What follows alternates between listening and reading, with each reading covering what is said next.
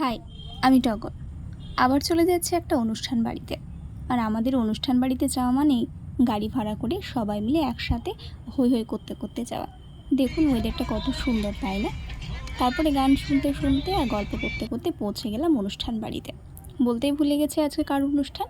আজকে হচ্ছে আমাদের এক কলিগ, মানে আমাদের এক দিদি, তার মেয়ের 5 বছর পূর্ণ হলো। তারই আজকে জন্মদিন।